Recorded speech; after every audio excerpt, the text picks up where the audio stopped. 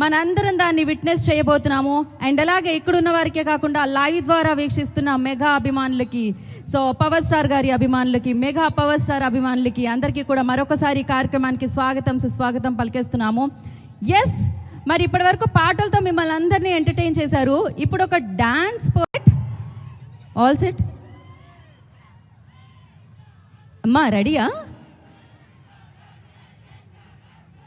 ఓకేమ్మా, placement రెడీయా? Confusion లేదు, ready. Play the song.